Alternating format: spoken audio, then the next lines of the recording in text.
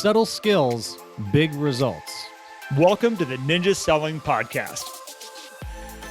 Welcome back, everybody, to the Ninja Selling Podcast. Garrett and Matt are here with you as always. And as always, we have a great topic for you today. And before we dive into it, as always, if you are new to the Ninja Selling path and want to learn more about what Ninja Selling is, head over to ninjaselling.com. If you're new to the podcast, welcome. We are so excited that you found us.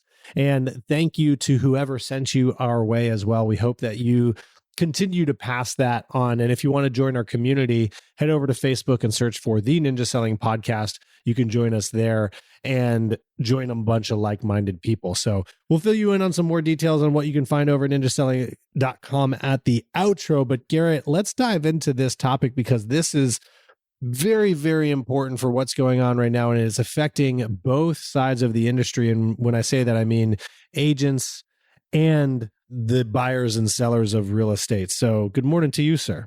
Good morning. Good morning. No, I'm excited that you wanted to go down this topic with me. This actually just came up just the other day that I threw it into the mix of our potential topics. And the reason I threw it in is I was watching a lot of people out here right now, agents that I'm working with saying, man, I've got a lot of buyers right now, but they won't make a decision. I've got a lot of sellers right now, but some of them are starting to say things like, yeah, but if it doesn't sell, it's okay. We'll just stay here. There's a lot of different stories kind of coming up around right now. And Matt, as we're talking about, like, this isn't just the consumer world out there. This is also real estate agents. But what it got me really starting to think about is that in any time in our life, when we are doing something that we are not familiar with, something that's new to us, a new path, a new journey, there's a point in there where there's enough confusion that sometimes we just go, I don't want to do this right now. I don't want to, let's do this some other time. We'll come back and circle back around on this. I don't know what to do. And I'm seeing a lot of buyers and sellers right now that are starting to go down this journey, and they're coming across obstacles and different things in the path. And they're hearing about different obstacles through the news and other sources. And their brain goes, oh, what do we do with that? Oh, what do we do with that? Well, what happens if we come across that? And maybe this is the wrong time right now. And they put it on hold. I find in real estate right now, realtors are starting to look at their businesses and wonder like, okay, well, what do we need to do to be successful here? And there's a lot of confusion around that. And they're not sure if we should do this, if we should do this class that's offered online, if we should be following this path over here. And as confusion comes up, there are some agents out there going, I don't want to navigate this marketplace right now. I don't want to try to figure out this new game. I'm just going to hang my license up and walk away. I'm going to go find a different job. Yeah. It's interesting how fast some of us will hang the towel up when we're just kind of confused. We just don't know the direction to go. And that's what I'm watching out here right now. And the beauty is, and where I want to go with this today with you, Matt, is that if the path can be shown, if someone can see how to navigate around these roadblocks that might be in front of them, this is the real estate agents that I'm watching that are putting together a lot of business right now. They're not letting their clients just sit back and go, well, if it doesn't sell, it doesn't sell. We'll just live here. They're saying, no. We're going to help you get to where you want to go. I'm going to show you how we're going to do this. If it's the buyers, they're saying to them in that moment of the light conversation up front, instead of saying, okay, we get it, we're going to let you just put this on hold, they're going, no, I want to help you see how you can get there. And they're putting together a lot of transactions to the other side of it that are sitting around not putting together any right now. It's a big group. Yeah, I mean, well, and when you have a marketplace like we're in, and I don't mean in terms of the statistics, I mean in terms of the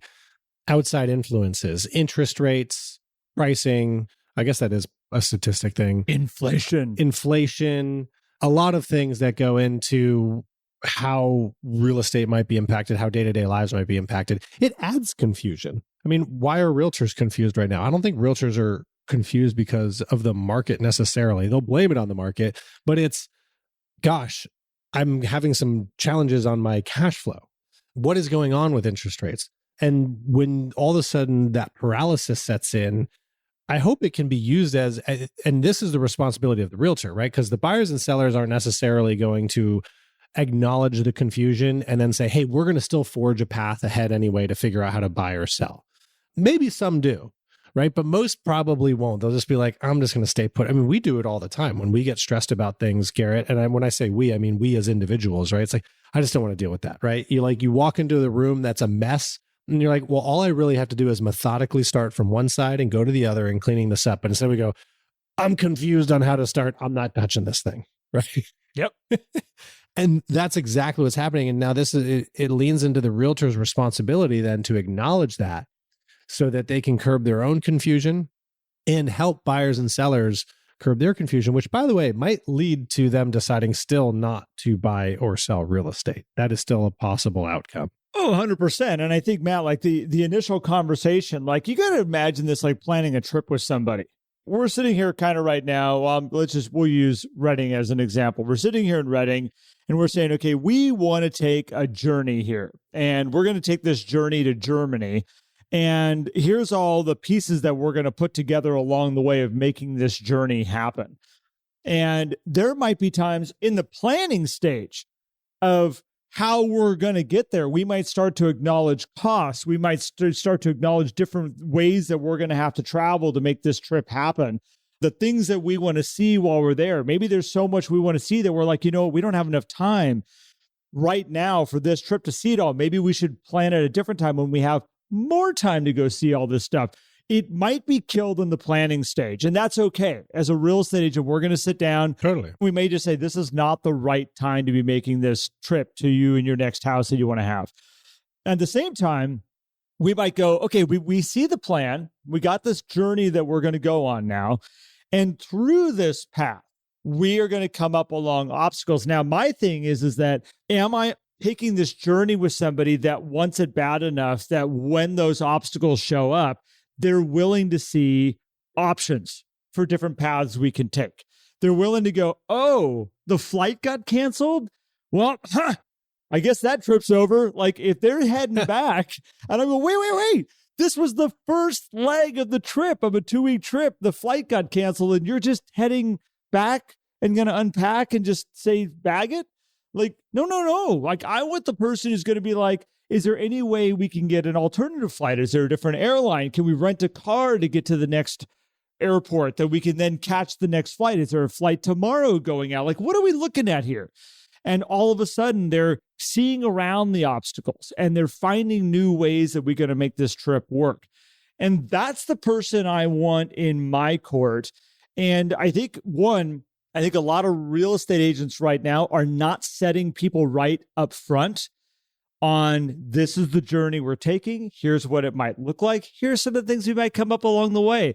So what happens is we don't set them up for the obstacles so that when they do show up, it's not catching them completely off guard. And second is we know we have somebody in our court that we're like, okay, it's cool. We got an obstacle. What's the next path? How are we going to work with this? And then boom, we are getting and helping them get to the finish line that they want to get to. But I'm finding, Matt, the biggest issue is not the actual working through the transaction. It's the setting the client up appropriately for the journey that we're about to go on. Yeah. Oh, absolutely. And I was listening to you talk about that whole thing, and particularly this first flight got canceled. I think it also highlights the confusion that exists among the why, behind why people want to make changes. Mm-hmm. And if we don't have clarity around that, they'll use things like the market and this and the flight got canceled as reasons to not talk about the why. And if we can connect to that, then we can get through obstacles. We can get through everything. It's like we've mentioned a similar kind of scenario on prior podcasts, and I'm talking to a lot of people about this too. It's like, okay, yes, interest rates are high. These things are high. These things are high. But if you have a client who wants to move into a particular school district for their child, let's just say, well, how long are we going to wait until then that child is no longer then eligible to go to that school because they've moved beyond those years, right? You just missed the opportunity. How much is it worth to have that opportunity if that's a why?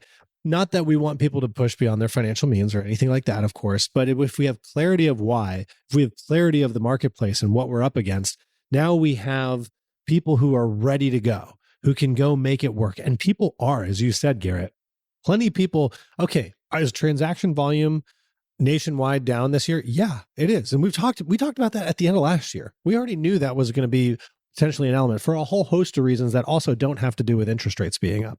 But people are buying homes with high 7%. People are buying investment properties with these high interest rates too, which is where, oh, wait, don't numbers have to? Yes, they do. And so if it's working on that side, it's probably going to be working on people's personal residence side, particularly when you get into the intrinsic value that they are looking for a move. And this understands. So to get clarity, Garrett, I think this is a very, very key point, is when agents hear we want to put it on hold, they just kind of stop.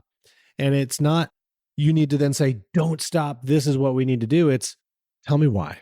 Let's have a conversation about this. I find in marketplaces where there's a lot of confusion, more and more do we need to have that reset conversation where we get to sit down with our clients and ask questions, even if we've asked those questions again.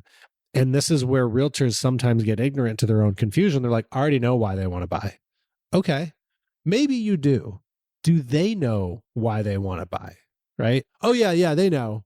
Like, do they really know? Because if everybody knows and they're on hold, then nobody knows. So I was talking to a real estate agent yesterday, and she made the point of nobody's investing in California right now because it doesn't pencil here right now. So the investment market's dead. Nobody. And so my thought was, in the entire state. It's a big state. My thought was, really, that I didn't say this out loud because I typically don't challenge people on the spot who don't ask for my help. If you do ask for my help. Oh, this wasn't like a coaching call. No. This was just a nice conversation with somebody. And my thought process was with enough money down, I can make anything pencil, just so we're clear.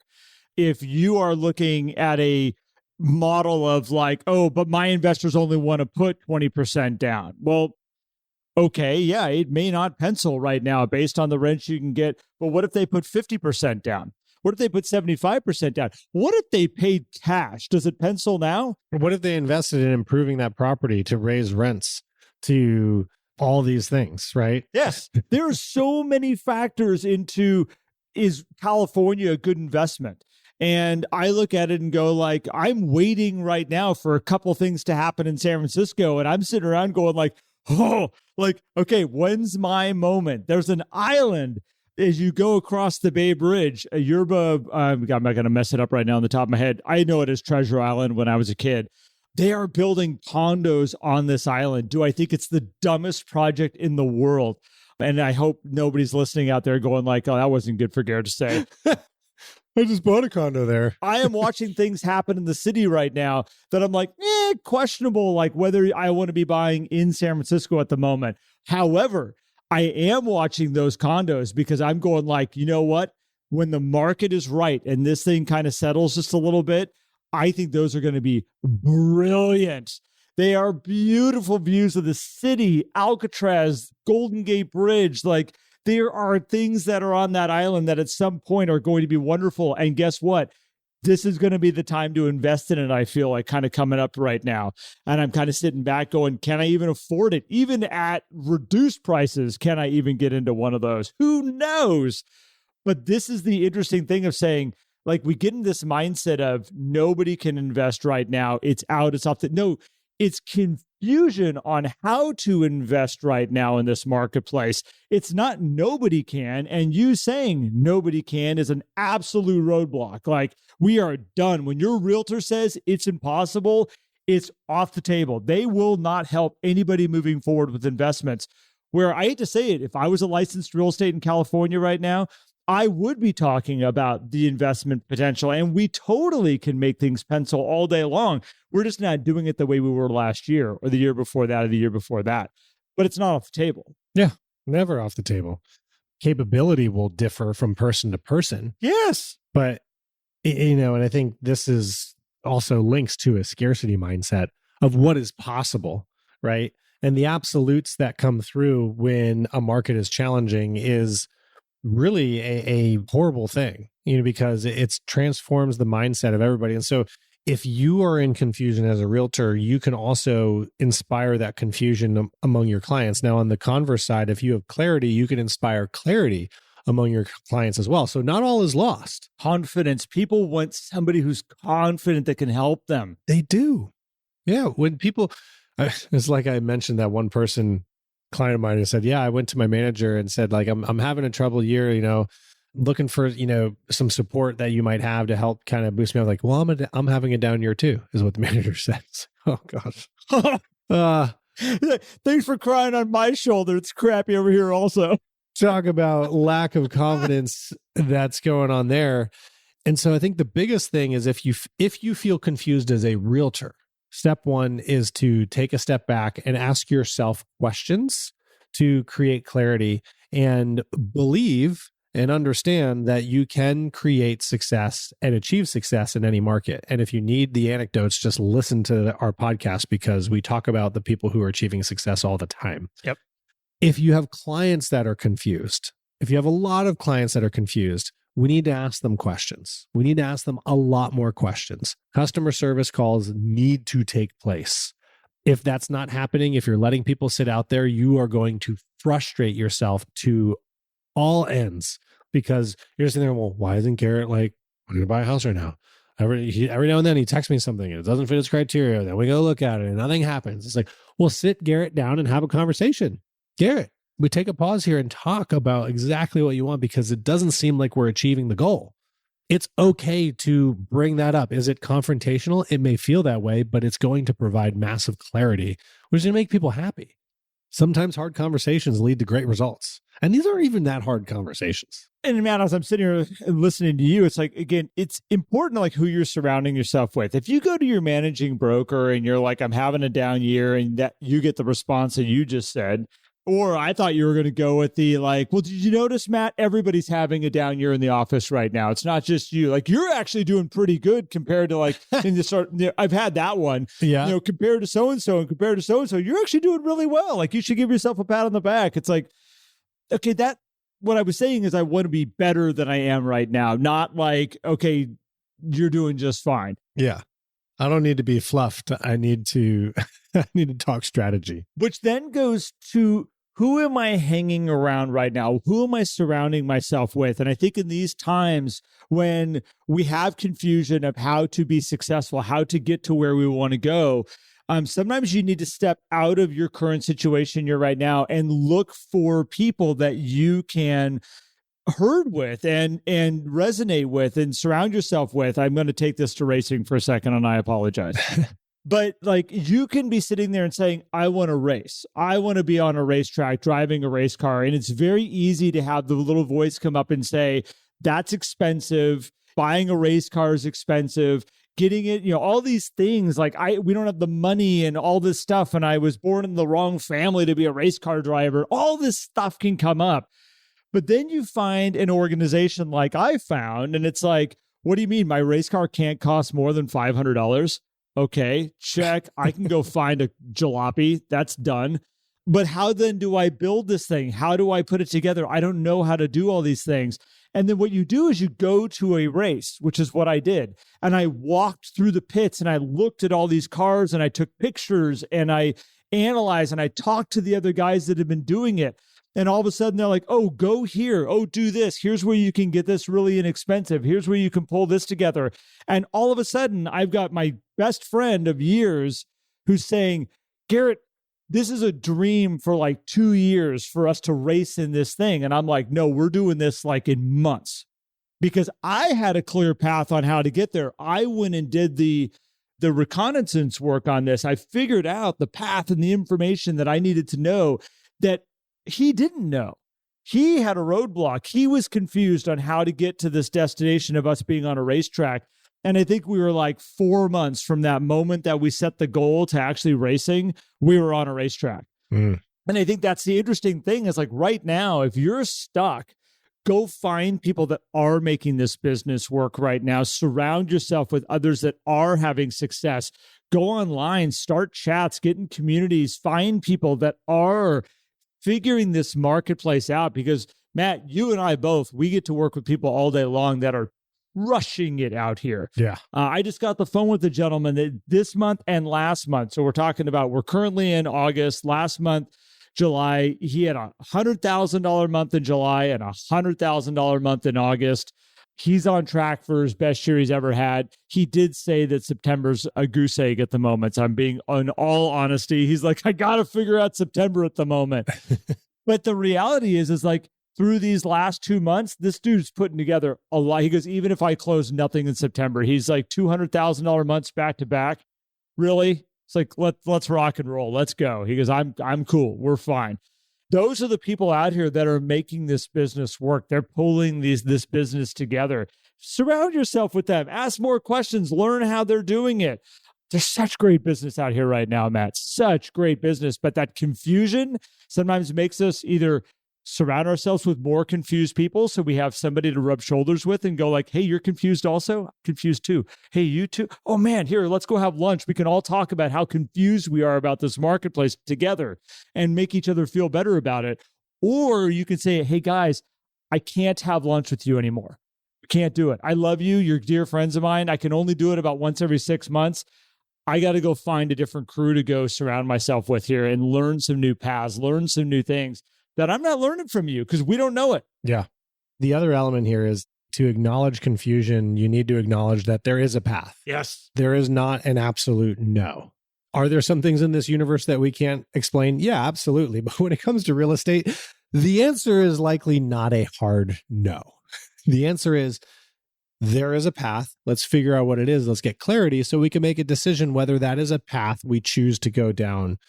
And if you can walk your buyers and sellers through those things, they will have the clarity and you will end up doing more business. And so part of this confusion too, Garrett, to kind of hold this together from my perspective is if you are focused on the client, 100%, you're not attached to the outcome, that's going to help you curb your own confusion as a realtor. Because then you're just like, I need to figure out a solution. It can't be now. Yep. Because I need to help these people, right? So there you go. You first dedicate your attention to your people, which is going to drive you to ask questions, which is going to hopefully create some clarity among everybody. And on the plus side, they're going to do deals most of the time, and sometimes they won't. But that means you're going to do more transactions.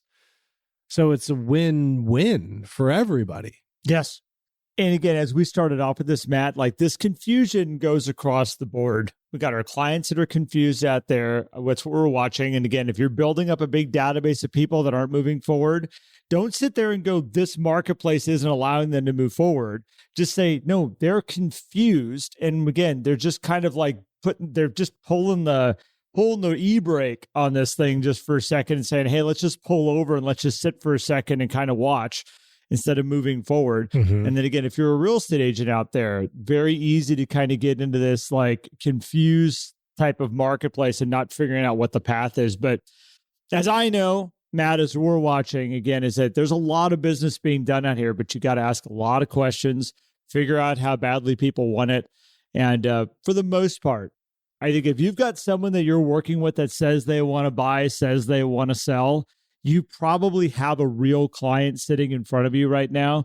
And it's up to you, not up to them, to figure it out. You need to figure out the puzzle. You need to figure out what are the pieces you're working with here and see if you can help them go, oh, that's what we have to do. Oh, that's what we're looking for. Like, oh, this is what we're going to be doing now because you have figured out what the next steps are of what they need to do. They don't do this enough. Consumers out there don't buy and sell homes enough. And then you put a confusing type of marketplace on top of it. And yeah, it's very easy to go, we don't want Matt, I got one last thing I want to share with this because it's just and I know we're talking about this forever. Throw it in. The example I've been using right now with a lot of the people that I coach is getting a divorce. Not me, by the way. We're good. We're cool. It's all good. Sarah, if you're listening, we're on point. We're great. But if you are a newly married couple and it's not all roses and things aren't working great, and what we thought was going to be this blissful marriage is now turning into this weird thing because we're sharing a house together and I don't like how you keep the kitchen clean and they don't like how I leave the bathroom and leave my underwear on the floor and this isn't going to work. That's a very non-confusing relationship at that moment in time. There's not a lot of moving parts going on. And it's very easy to be like, hey, you know what? Maybe we made a bad decision and let's just break this thing off and go two different directions. We were just kind of in that market that was just like, let's just not do this. The action is to get the divorce. Clarity around it. We know exactly what we got to do. Let's go down to get the attorney involved, get this drawn up. We'll be done. Now take somebody that has a lot of moving parts involved. Let's say they've got 4 kids. Let's say they've got a ton of investments together. Let's say they have an investment portfolio, stock portfolio that they've built together.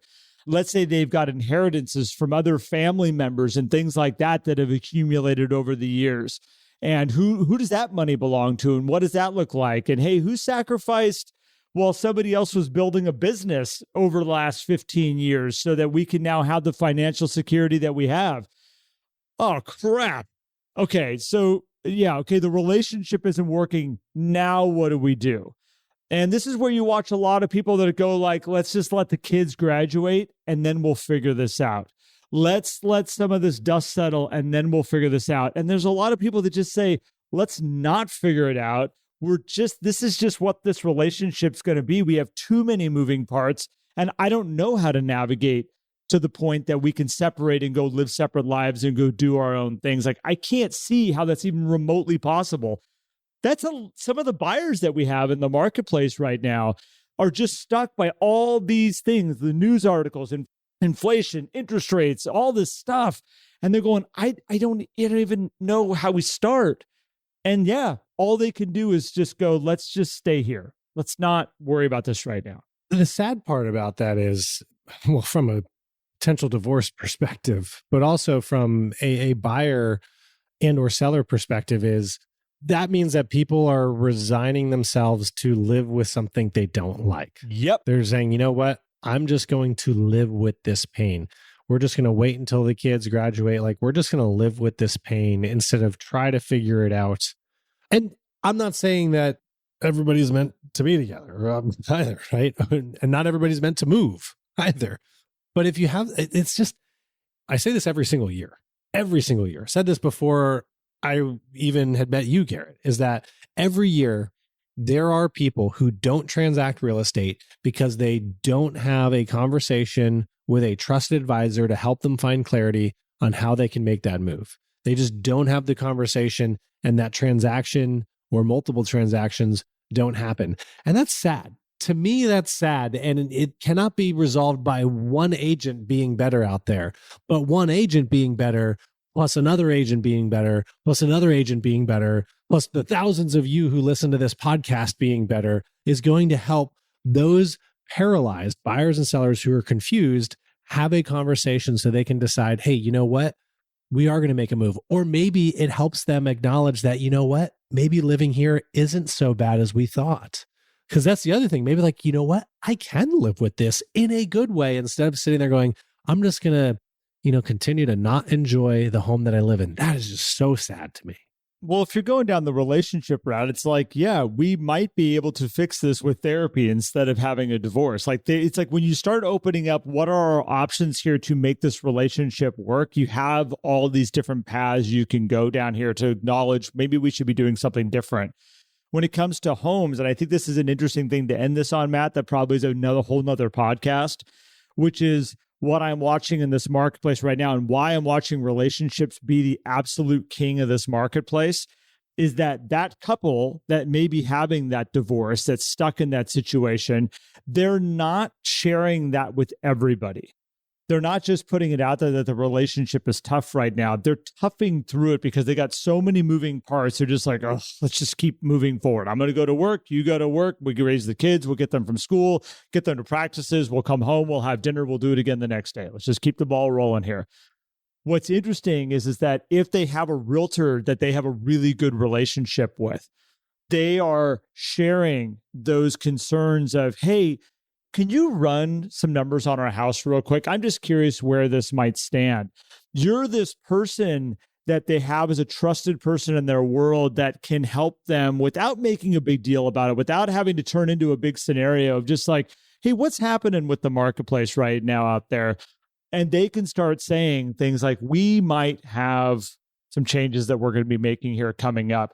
And you, as their trusted advisor, get to help guide them through that process that is very confusing for them. And the house is one piece of maybe a confusing situation that they're dealing with.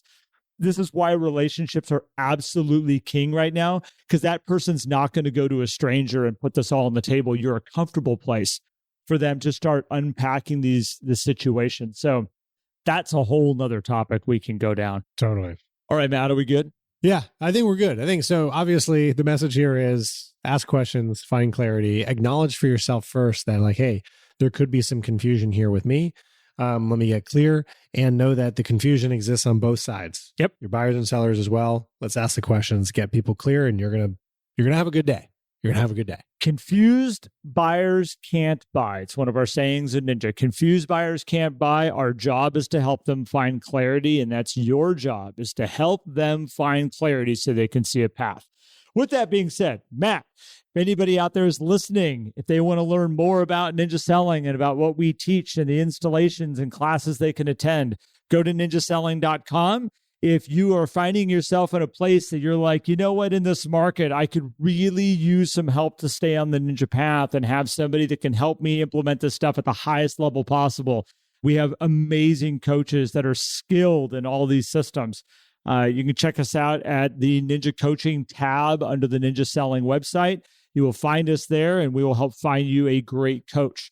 Also, we have Mastery that's available, and if you want to learn and build a referral network of amazing ninjas around the United States, it's probably the number one place you can go to grow and learn as a group.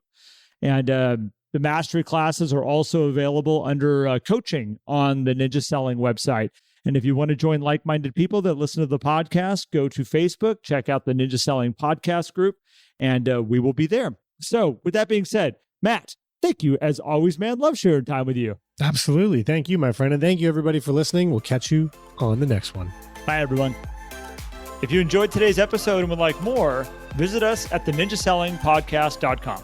There you will also find links for more information about ninja selling and coaching. Have an incredible day.